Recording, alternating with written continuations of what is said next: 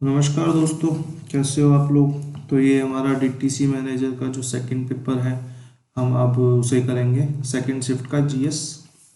ठीक है, second shift के जीएस में क्या आया था पहले, जैसे कि पहला क्वेश्चन है, रजिया सुल्तान का संबंध दिल्ली सल्तनत के निम्नलिखित में से किस राजवंश से है। तो ये मामलुक राजवंश यानी कि गुलाम वंश से ताल्लुक रखती है।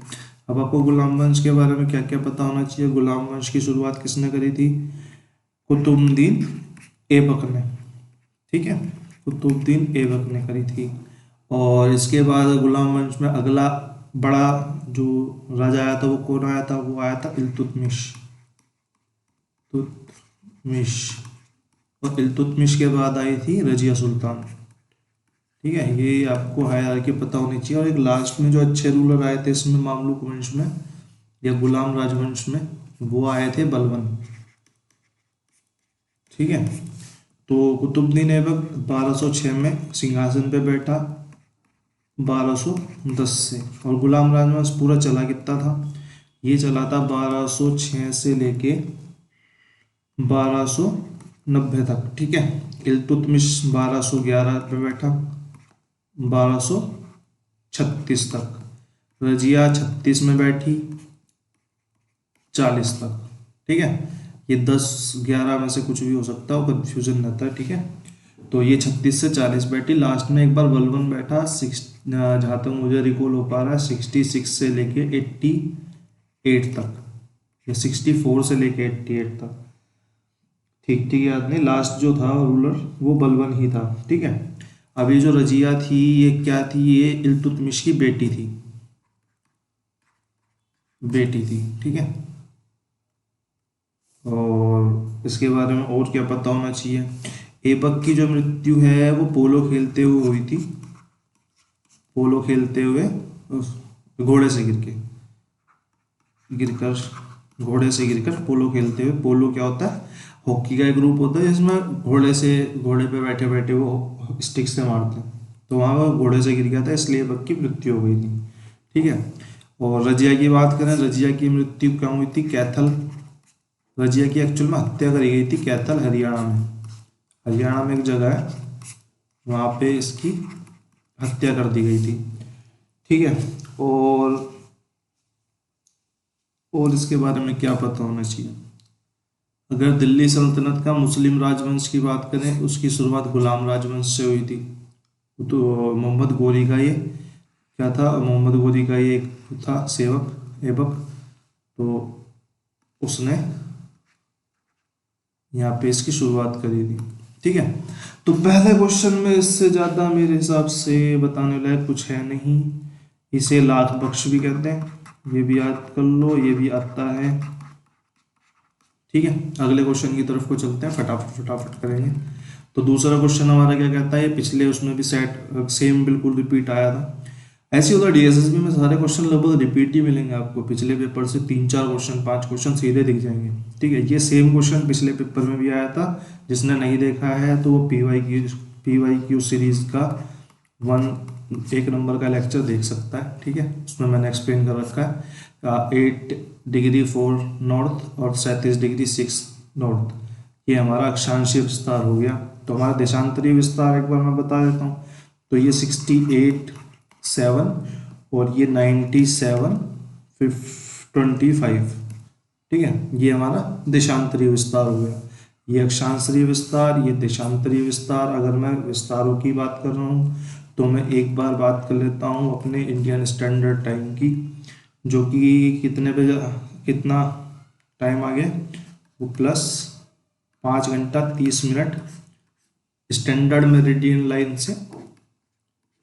लाइन से आगे है। ठीक है, स्टैंडर्ड मेरिडियन लाइन से आगे है। और ये आईएसटी का जो टाइम है वो हमारे यहाँ पे कहाँ पे? ये जो लाइन निकलती है वो मिर्जापुर इलाहाबाद के पास से होती हुई स्टैंडर्ड मेरिडियन लाइन जो है वो हमारे निकलती है, जहाँ से हम अपना टाइम लेते हैं। ठीक है, पूरे इंडिया में एक ही टाइम है। तो अगले क्वेश्चन की तरफ को चलते हैं। अगला क्वेश्चन हमें क्या कहता है? अगला क्वेश्चन है, which of the following classical dance which of the following classical dance is associated with Tamil Nadu. तो तमिलनाडु से कौन एसोसिएटेड है? पिछली क्लास में ये क्वेश्चन भी आया था, मैंने सबके वो लिखवाए थे। कथकली कहाँ से रिलेटेड है? केरला से। और कथक कहाँ से रिलेटेड है?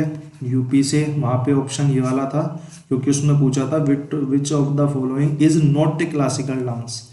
पिछले वाले सेट में गरबा, यही चारों ऑप्शन थे, उसमें गरबा आंसर इसलिए था क्योंकि उसने पूछा था नॉट ए क्लासिकल डांस। ठीक है, इस वाले में हमसे क्या पूछा? इस वाले में पूछा हमसे following classical dance associated with Tamil Nadu. ठीक है, तमिलनाडु से भरतनाट्यम, कथकली केरल से, कथक यूपी से। और अगर मैं बात करूं केरल की बात करूं तो केरल से एक और डांस आता है हमारा मोहिनीअट्टम।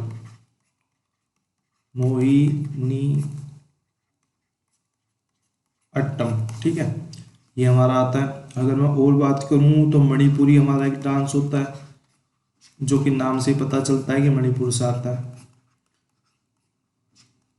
ठीक है, एक हमारा डांस होता है सतारिया या सत्रिया, ये हमारा असम से आता है। फिर कितने डांस हो गए? 1 2 3 4 5 6, तो हमारे 2 डांस बच गए। तो 2 डांस कौन से हो सकते हैं? एक हमारा डांस आता है आंध्र प्रदेश से, उनसा कुचिपुड़ी, बहुत फेमस डांस है कुचिपुड़ी, आंध्र प्रदेश से।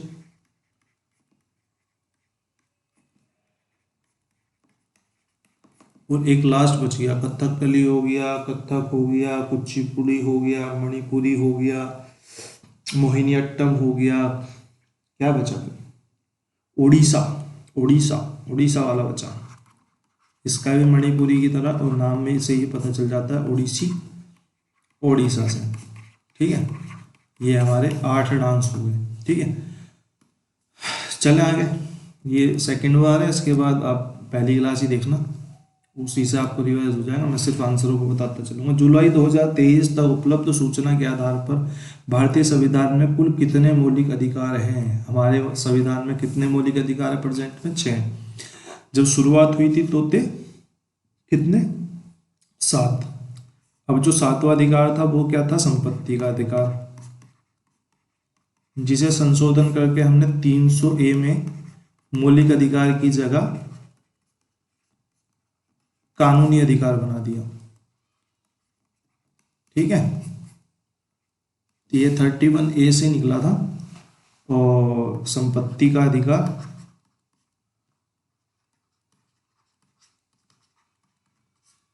हमने 31A से निकाल के इसको 300A में, सॉरी 31 से, आर्टिकल 31 से निकाल के इसे 300A में डाल दिया, जहां से फिर ये कानूनी अधिकार बन गया। ये क्वेश्चन भी आता है कि संपत्ति का अधिकार अब किस प्रकार का अधिकार है? वो कानूनी अधिकार है।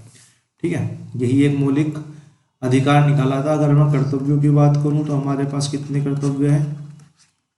मौलिक कर्तव्य हमारे पास टोटल 11 मौलिक कर्तव्य हैं। जो सबसे लेटेस्ट जुड़ा था वो कौन सा जुड़ा था? इसका आंसर आप कमेंट सेक्शन में बताना, जो भी वीडियो देख रहे हैं। जो लेटेस्ट हमारा मौलिक कर्तव्य जुड़ा था वो कौन से आर्टिकल से जुड़ा था और कौन सा था? ठीक है, अगले क्वेश्चन की तरफ को चलते हैं। अगला क्वेश्चन हमारा है, ट्रांसपेरेंसी इंटरनेशनल द्वारा जारी भ्रष्टाचार धारणा सूचकांक 2022 में भारत का स्थान क्या था? 2022 में भी 85 था और 2023 में भी 85 ही है। ठीक है, करंट अफेयर्स का क्वेश्चन है। अगले क्वेश्चन की तरफ को चलते हैं। हाल ही में सुप्रीम कोर्ट ने सभी महिलाओं को सुरक्षित व कानूनी गर्भपात का अधिकार दिया। भाई ये हमारे, ठीक है, सुप्रीम कोर्ट के किस संवैधानिक अनुच्छेद के तहत महिलाओं को प्रजनन स्वायत्ता, गरिमा, गोपनीयता, भाई देखो ये कीवर्ड्स हैं, स्वायत्ता, गरिमा, गोपनीयता, सुरक्षित व कानूनी गर्भपात का अधिकार। ठीक है, अब अगर मैं बात करूं तो ये किस में हो सकते हैं? सुप्रीम कोर्ट ने कोई फैसला सुनाया सभी महिलाओं के लिए, यानी कि मैं कुछ कुछ मान सकता हूं कि ये मौलिक अधिकारों की श्रेणी की बात कर रहा होगा। अब कौन से मौलिक अधिकार हो सकते हैं? भाई स्वायत्ता, गरिमा और गोपनीयता की अगर मैं बात करूं तो मैं आज़ादी की बात कर रहा हूँ। ठीक है। आज़ादी की बात मेरे कौन सा आर्टिकल में होती है? जीवन की स्वायत्तता, जीवन व व्यक्तिक स्वायत्तता की बात करता है, जीवन व व्यक्तिगत स्वतंत्रता की बात करता है ना, व्यक्तिगत स्वतंत्रता आर्टिकल 21। और मैं पिछले क्वेश्चन का हिंट दे दूं, उसमें भी आर्टिकल 21 में ही एक अनुच्छेद जोड़ दिया गया था जिससे कि वो मौलिक अधिकार बन गया था। मतलब आर्टिकल 21 में भी उसी टाइम पे एक संशोधन हुआ था जिस टाइम पे वो हमारा मौलिक कर्तव्य एक जुड़ा था। ठीक है। अगर मैं आर्टिकल 31 की बात करूं तो ये जो सबसे पहला क्वेश्चन मैंने पूछा था ना, तो ये आर्टिकल 31 याद करो, संपत्ति का अधिकार, अभी हमने थोड़ी देर पहले ही देखा था। ठीक है, कर पा रहे हो लिंक? संपत्ति का अधिकार जिसको हमने चेंज करके क्या कर दिया था, 300A कानूनी अधिकार, अभी थोड़ी देर पहले बताया था। ठीक है। आर्टिकल 40 मैंने नहीं बनाया, जैसे पेपर आया वैसे ही बता रहा हूँ, सब मिला जुला आता है।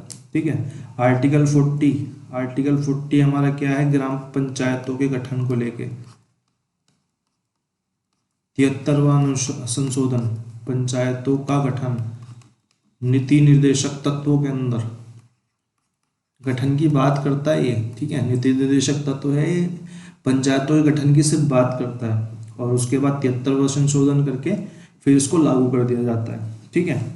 और आर्टिकल 32 क्या है, ये हमारे संविधान की आत्मा है, संविधान की आत्मा है।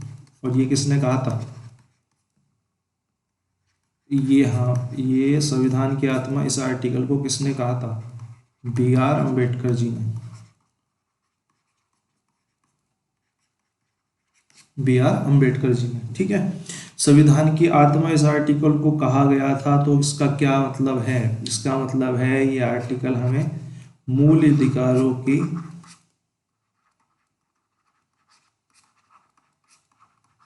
गारंटी देता है।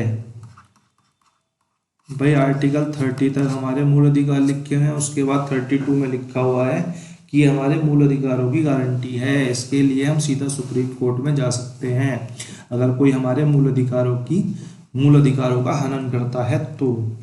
सांची के स्तूप के अगले क्वेश्चन की तरफ चलते हैं, क्वेश्चन नंबर 7। सांची के स्तूप के संबंध किस धर्म से है? स्तूपों का संबंध बौद्ध धर्म से। स्तूपों का निर्माण किसने कराया? अशोक ने कराया। ठीक है। अब ये सांची का जो स्तूप है ये है कहाँ? ये MP में है। MP में कहाँ है? ये भीमबेटका के आसपास है, भीमबेटका।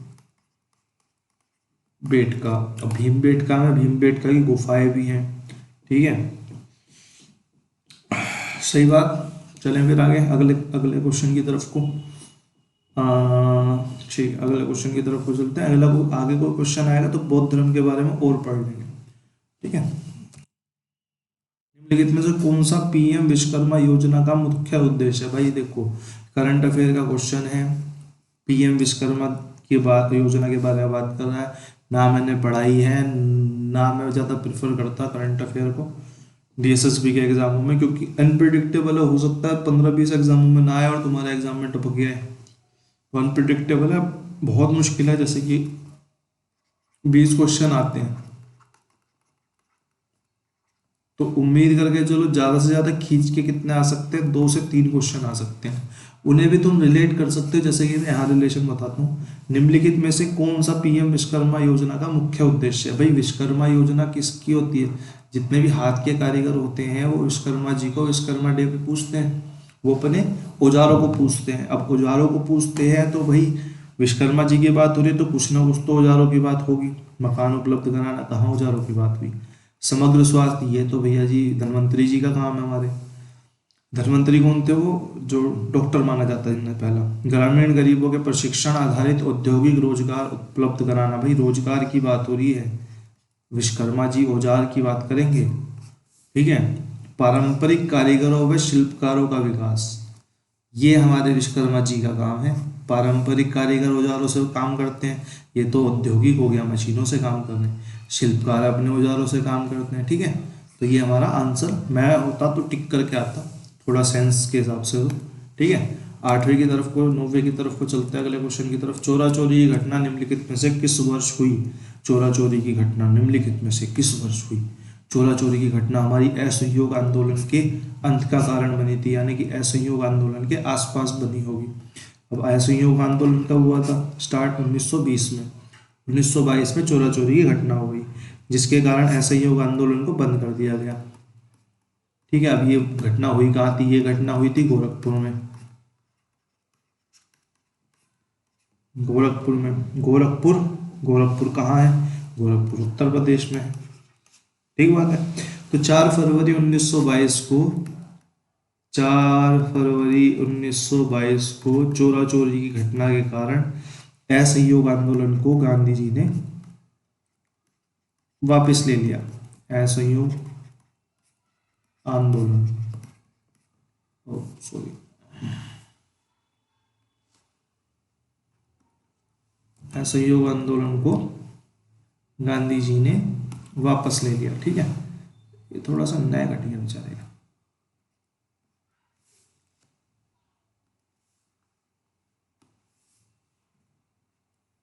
ठीक है, असहयोग आंदोलन को गांधी जी ने वापस ले लिया। ठीक है भैया, और उसके बाद जो हुआ सो हुआ। अगले क्वेश्चन की तरफ को चलते हैं।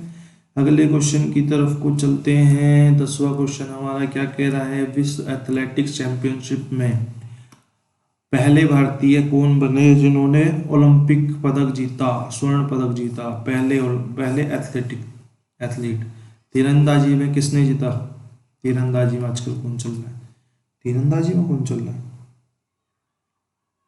तीरंदाजी, अच्छा तीरंदाजी में जीता। मुझे भी नहीं पता, मुझे लगा वो नीरज चोपड़ा जी के बारे में बात कर रहा है। ठीक है, तीरंदाजी में देख लेना, ये भी एक करंट का क्वेश्चन है, देख लेना अपने हिसाब से। जहाँ से भी करंट अफेयर करते हो वहाँ से एक बार इस क्वेश्चन को कर लेना। भारत की सबसे पहली जनगणना निम्नलिखित में से किस वर्ष हुई? भारत की सबसे पहली जनगणना किस वर्ष हुई? भाई सबसे पहली जनगणना की अगर मैं बात करूं तो एक्चुअल में जनगणना जो सबसे पहली हुई वो हुई 1872 में, लेकिन 1881 में भी कुछ हुआ। 1881 में क्या हुआ? 1881 में पूर्ण जनगणना सबसे पहली बार हुई। ठीक है, 1872 में जो जनगणना हुई उस टाइम पे हमारे वायसराय कौन थे? लॉर्ड मेयो, यानी कि जनगणना का जनक किसे माना जाता है? लॉर्ड मेयो को। ठीक है, और अगर मैं बात करूं 1947 में हमारा देश आज़ाद हुआ, और आज़ाद भारत की सबसे पहली जनगणना 1951 में हुई। ठीक है, 1900 अगर तो जनगणना के ऊपर 2-3 फैक्ट और देख लेते हैं जो ट्रेंडिंग तो रहती हैं। मैं थोड़ा सा नीचे कर देता हूँ, यहाँ पे लिखते हैं। ठीक है, तो जनगणना के बारे में अगर मैं कुछ बात करना चाहूँ तो सबसे ज़्यादा जनगणना कहाँ की है? सबसे ज़्यादा पॉपुलेशन यूपी की। ठीक है, और सबसे कम पॉपुलेशन कहाँ की होगी फिर? राज्यों में। मेरे को कमेंट करके बताना। ठीक है, सबसे कम पॉपुलेशन कहाँ की होगी? अगर मैं सर्वाधिक घनत्व की बात करूं, सबसे ज्यादा घनत्व के मामले में यूपी पीछे छूट जाता है। किससे? बिहार से यूपी पीछे छूट जाता है, और सबसे ज्यादा पॉपुलेशन में दूसरे नंबर पे महाराष्ट्र आता है। ठीक है, सबसे कम घनत्व की बात करते हैं, इसे भी कमेंट में बता ही देना। चलो मैं बता देता हूँ, सबसे कम घनत्व किसका है? सबसे कम घनत्व अरुणाचल प्रदेश का है। अरुणाचल प्रदेश का है। ठीक है, अगर मैं लिंग अनुपात की बात करूं, सर्वाधिक लिंग अनुपात कहाँ है?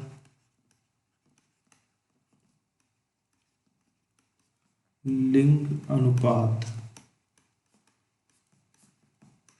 ये है हमारा केरल। और सबसे साक्षर कौन सा है? सबसे साक्षर भी केरल है। साक्षरता में भी सबसे नंबर 1 है, सबसे ज़्यादा लिंग अनुपात और सबसे ज़्यादा साक्षर केरल है। और अगर मैं सबसे कम लिंग अनुपात की बात करूं, सबसे कम कम लिंगानुपात की बात करूं वो हमारा हरियाणा में है, ठीक है। और सबसे कम साक्षरता की अगर मैं बात करूं वो हमारा बिहार में है, ठीक है। अभी जो हमारा करंट में लिंग अनुपात चल रहा है वो कितना चल रहा है, 1000 आदमियों पे 940 महिलाएं, ठीक है। और एक क्वेश्चन बहुत अच्छा आया था, जनरली लोग करते नहीं है लेकिन आया था तो मैं आपको बता देता हूँ कि सबसे ज़्यादा शहरीकृत कौन सा राज्य है। शहरीकृत राज्य सबसे ज़्यादा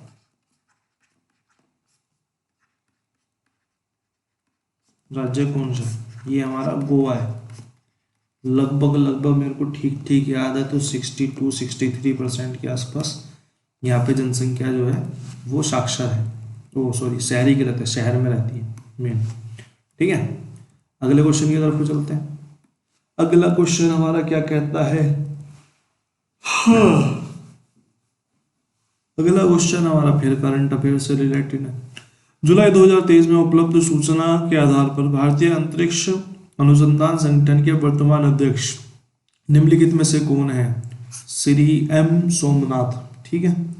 अगले क्वेश्चन की तरफ चलते हैं। करंट अफेयर का क्वेश्चन है, करंट अफेयर में निपटा लो। सबसे लंबा पुल भूपेंद्र हजारिका पुल, ये तो सीधा एक फैक्ट बेस्ड क्वेश्चन है, ठीक है, सीधा फैक्ट है, इसमें और क्या ही बताना है, सिंगल ही फैक्ट एसोसिएट करता है इसके साथ, ठीक है। अगले क्वेश्चन की तरफ को चलते हैं। 14वां भावगीते, ये हमारे फोक म्यूजिक से संबंधित है। फोक म्यूजिक हमने कहीं करा नहीं है अभी तक, एक बार जब करेंगे तब उसके बाद फोक म्यूजिक प्लस में कौन कौन उसमें फोक म्यूजिक में इन्वॉल्व है वो सब चीज़ें एक बार देख लेंगे, उसके बाद करेंगे इन क्वेश्चन को, ठीक है। और आपको मिल जाता तो कोई आप उसे देख लीजिए एक वीडियो। अभी हाल ही में किस इसरो के द्वारा प्रक्षेपित चंद्रयान 3 के लैंडर का क्या नाम है। कल भी ये क्वेश्चन आया था, पिछली क्लास में भी ये क्वेश्चन आया था पहले वाले सेट में, कि जो विक्रम है वो लैंडर है किसका, चंद्रयान 3 का, और चंद्रयान 2 का भी। परम जो है वो रोवर है चंद्रयान 3 का भी और चंद्रयान 2 का भी, ठीक है। चंद्रयान के बारे में कुछ चीजें और जान लेते हैं, जैसे कि चंद्रयान 3 जो है वो सॉफ्ट लैंडिंग करने वाला विश्व में चौथा चंद्रयान, मतलब चंद्रमा पे सॉफ्ट लैंडिंग करने वाले हम विश्व में चौथे बन गए, किसके जरिए, चंद्रयान 3 के जरिए। प्रयास हमने चंद्रयान 2 में भी करा था कि हम सॉफ्ट लैंडिंग कर पाए, लेकिन हम कर नहीं पाए थे, ठीक है। लैंडर और रोवर के बारे में बता ही दिया।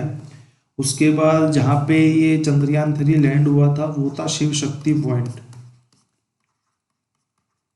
शिव शक्ति पॉइंट, ठीक है। मेरे को इसकी थिकनेस बिल्कुल अच्छी नहीं लगी,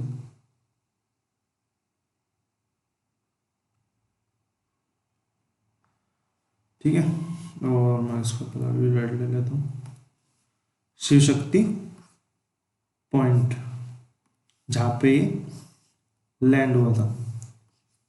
चले फिर अगले क्वेश्चन की तरफ को चलते हैं। अगला क्वेश्चन हमारा क्या कहता है, 15 हो गए, 5 और रह गए बस, 10 मिनट की, 7-8 मिनट की और बात है मुश्किल से। नरोरा नाभिक विद्युत संयंत्र निम्नलिखित में से किस राज्य में है। नरोरा हमारा है उत्तर प्रदेश में। अगर मेरे को नरोरा पता चल गया तो मेरे को यही पता होना चाहिए गुजरात में कौन सा है, क्योंकि गुजरात में एक बहुत फेमस विद्युत संयंत्र है नाभिकीय, काकरापार, ठीक है। फिर उसके बाद अगर मैं तमिलनाडु की बात करूं, तमिलनाडु में कौन सा हो सकता है, आप सब मेरे को कमेंट करके बताएंगे, बहुत मेन है जो तमिलनाडु में है, ठीक है। और महाराष्ट्र में कौन सा, महाराष्ट्र में बहुत मशहूर है तारापुर, क्योंकि ये इंडिया का पहला था नाभिकीय संयंत्र, जो किसने बनाया था, इंडिया प्लस यूएसए ने मिलकर, ठीक है, तारापुर। और आप मेरे को तमिलनाडु जो भी देखेगा वो तमिलनाडु में कौन सा नाभिकीय संयंत्र है वो एक बार बताएगा कमेंट सेक्शन में, ठीक है। अगले क्वेश्चन की तरफ को चलते हैं। हमारा 17वां क्वेश्चन आ चुका है ज्योग्राफी से रिलेटेड। ग्रह, लाल ग्रह कौन सा है? लाल ग्रह हमारा कौन सा है? मंगल। शुक्र कौन सा है? शुक्र हमारा, शुक्र का कलर बताओ। शुक्र हमारा नीला उपग्रह, नीला ग्रह, नीला ग्रह है। इसे पृथ्वी की बहन कहते हैं।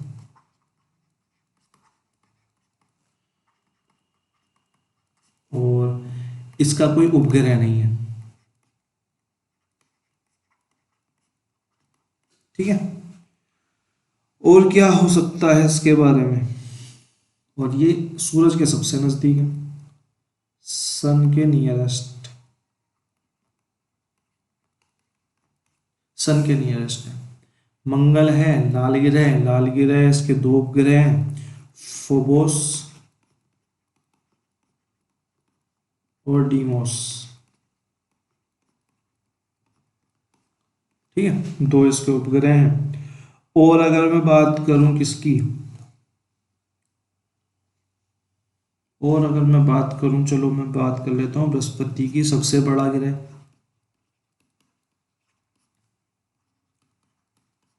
सबसे बड़ा वह ग्रह। शनि की बात करूं तो सेकंड लार्जेस्ट है, और इसके 7 वलय हैं। वलय यानी कि इस पे छल्ले हैं। शनि को जब देखोगे तो इस पे छल्ले हैं। और इसका सबसे बड़ा जो उपग्रह है उसका नाम है टाइटन।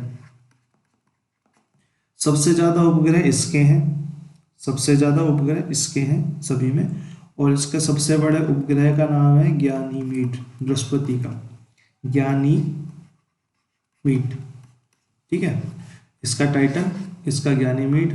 टाइटन, ज्ञानीमीड, और मेरे हिसाब से टाइटन जितना ही हमारा शुक्र ग्रह है, जहाँ तक मैं रिकॉल कर पा रहा हूँ। ठीक है। और पृथ्वी के निकटतम जो सबसे है, शुक्र के बारे में एक दो चीज और लिख लो। पृथ्वी के निकटतम है,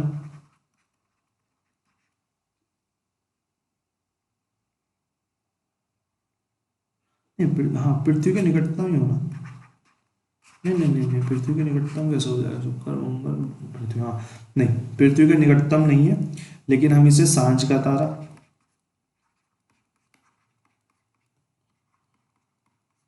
और भोर का तारा, पता नहीं ना क्या आ जाए, तो जितना याद आ रहा है मैं उतना करवा रहा हूँ। और ये जो शुक्र है इसकी एक खासियत और है, जिस सर्कल पे हमारे, जिस तरफ हमारी रोटेशन होती है सभी ग्रहों की, ये सभी ग्रहों की रोटेशन है। ठीक है, ये इस तरफ चल रहे हैं सब। लेकिन शुक्र जो है, शुक्र चलता उल्टा, एंटी क्लॉकवाइज। शुक्र जो है अपनी कक्षा से सूर्य का जो भ्रमण करता है वो एंटी क्लॉकवाइज करता है। ठीक है, ये हमारा शुक्र है, ये बाकी ग्रह हैं। ठीक है, बस इतना ही बहुत है, सब बढ़िया, मेरे को याद भी नहीं और कुछ ज़्यादा। इसके बाद अगले क्वेश्चन की तरफ को चलते हैं। 18वां नंबर, बिदेरिया लोक नृत्य, फोक डांस आ गए, बिहार का दो, सॉरी। और अगले क्वेश्चन की तरफ को चलते हैं। जब तक ये करेंगे नहीं ठीक से तब तक आएंगे भी नहीं। निम्नलिखित में कौन सा संवैधानिक निकाय नहीं है? संवैधानिक निकाय वो होते हैं जिनके बारे में संविधान में कोई ना कोई आर्टिकल हो। भाई नीति आयोग तो हमारा योजना योजना आयोग, हाँ योजना आयोग के बाद बना था, 2014 में तो स्टेब्लिश हुआ है योजना आयोग को डिसमेंटल करके, योजना आयोग के स्थान पर। ठीक है, तो इसके बारे में कोई आर्टिकल नहीं। चुनाव आयोग, बिना आर्टिकल के चुनाव कैसे कराते हैं? राज्य चुनाव आयोग, राज्य का भी चुनाव आयोग जो है वो उसी के अंदर आ गया। ठीक है, 2014 नहीं 2015 में स्टेब्लिश हुआ था 1 जनवरी को, पहले दिन ही। ठीक है, और संगलोक यूपीएससी भी हमारा उसके अंदर आता है। ठीक बात है। तो इसमें कुछ और देख सकते हैं, जैसे कि 2015, 1 जनवरी 2015 को तो ये स्टेब्लिश हुआ, 1 जनवरी 2015 को। ठीक है, और इसका अध्यक्ष कौन होता है? इसका अध्यक्ष हमेशा प्रधानमंत्री होता है। और अगर मैं इसके उपाध्यक्ष की बात करूं, उपाध्यक्ष क्योंकि पूछा जाता है, तो उपाध्यक्ष इसके राजीव कुमार जी हैं। राजीव कुमार जी हैं। ठीक है। और अगर मैं सीईओ की बात करूं, एक दो बार सीईओ भी पूछ लिया गया काफ़ी टाइम से, यही है सीईओ, अमिताभ कांत जी हैं।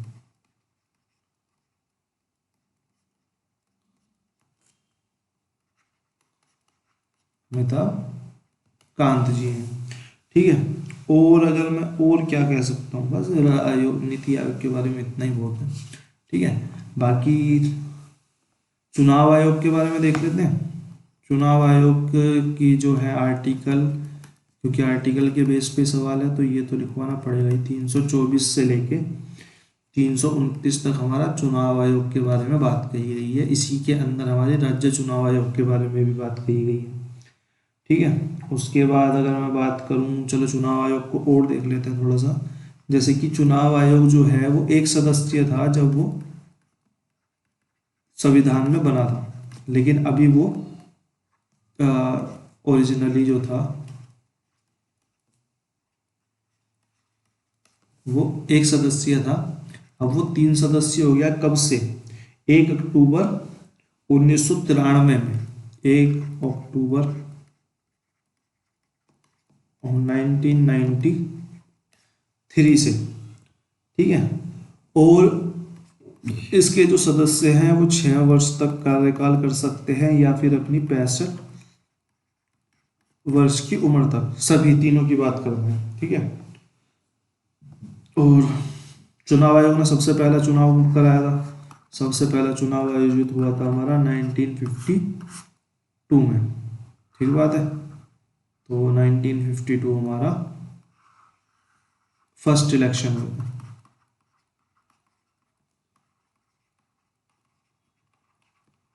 चलो अब आखिरी क्वेश्चन की तरफ को चलते हैं। 20वां क्वेश्चन हमारा विटामिन के ऊपर है। विटामिन के ऊपर जो हमारा क्वेश्चन है उसने क्या बोला हमें, निम्नलिखित पोषक तत्वों में से किसको बॉडी बिल्डिंग पोषक तत्व माना जाता है? बॉडी बिल्डिंग पोषक तत्व पिछली पिछली वाली पहली क्लास में सेम क्वेश्चन नहीं था, वो कार्बोहाइड्रेट पे बेस्ड क्वेश्चन था, जीवन की इकाई के ऊपर। ठीक है। इस वाले में वहां मैंने बता दिया था कि प्रोटीन जो होता है जीवन निर्माण की इकाई होती है। ठीक है। विटामिन के से हमारा खून का थक्का जमता है, और विटामिन ए से खून का थक्का जमता है, और नहीं जमता अगर विटामिन ए की कमी हो जाती है, और विटामिन के की कमी हो जाती है। विटामिन ए की कमी हो जाती है तो हमें रतौंधी हो जाती है। ठीक है। फिर इसका ना साइंटिफिक नेम भी आता है, इसका साइंटिफिक नेम है रेटिनॉल। रेटिनॉल इसका साइंटिफिक नेम भी पूछ लेता है कभी कभी। ठीक है। अगर मैं विटामिन के की बात करूं तो इस खून का थक्का नहीं जमता, और ये पैदा कहाँ होता है, मतलब हमारे शरीर में कहाँ होता है? आंतों में। उगते से मतलब पैदा होता है। ठीक है। निर्माण होता है इसका आंतों में। और हमें बाहर से कैसे मिल सकता है? बाहर से हमें टमाटर और हरी सब्जियों में, वैसे आता नहीं है, हरी सब्जियों में। इसमें रेटिनॉल, इसमें दूध, तो दूध की बनी चीज़ें, अंडा, इसमें रेटिनॉल मिल जाता है। ठीक है। तो ये आज के हमारे 20 क्वेश्चन हो गए। ये हमारी पीवाई की सीरीज की भी सेकेंड ही क्लास थी, और देखते हैं आगे कंटिन्यू करते रहेंगे इसे, जब तक जब जब टाइम मिलता है मैं तब तक डालता रहूँगा। Thank you. और जो भी हो अपना लाइक शेयर एक बार करके जाना, अगर नए देख रहे हो तो, लास्ट तक रुके हो तो कुछ ना कुछ फ़ायदा ज़रूर होगा, और लाइक शेयर सब्सक्राइब कर देना।